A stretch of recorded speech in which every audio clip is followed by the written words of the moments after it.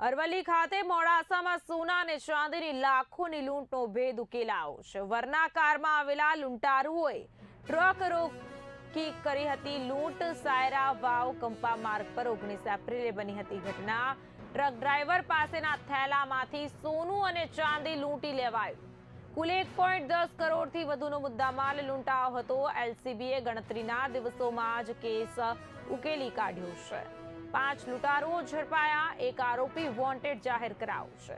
2 car, 5 mobile અને 73 લાખથી વધુનો મુદ્દામાલ જપ્ત કરાયો। આંતરિક માહિતી લીક થવાની થિયરી પર તપાસ કરાઈ છે। મોડાસા રૂરલ પોલીસમાં ફરિયાદ બાદ કાર્યવાહી બની છે તેજ।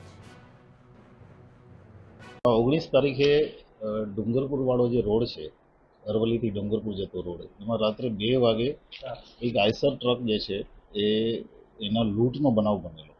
લૂંટની રકમ 1,10,00,000ની આસપાસ છે અને જે ફરિયાદી છે એ પોલીસનો સંપર્ક સાધતા પોલીસની અલગ અલગ ટીમો બનાવી અને 25 તારીખે પોલીસે અમદાવાદ, ડાકોર અને રાજસ્થાનથી કુલ 5 આરોપીઓ આજે પકડ્યા છે અને 73 લાખનો મુદ્દામાલ રિકવર કર્યો છે।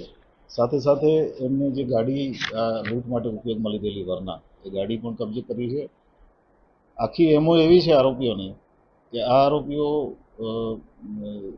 પોતે સંગઠિત ટોળકી ઓનલાઈન બનાવીને ઓનલાઈન કોન્ટેક્ટથી એકબીજાને મળી સંગઠિત ટોળકી બનાવી અને જે લોકો આંગળીયાનું કામ કરતા હોય અને ખાસ કરીને ગુજરાત રાજસ્થાન વચ્ચે જે રેગ્યુલર ચાલતા હોય એના ટ્રકની રેકી કરી એના લોકેશન મેળવી અને એને લૂંટવાનો પ્લાન કરેલો। અને એ પણ એવી જગ્યાએ કે જ્યાં લોકોની હાજરી ઓછી હોય, વાવરું જગ્યા હોય।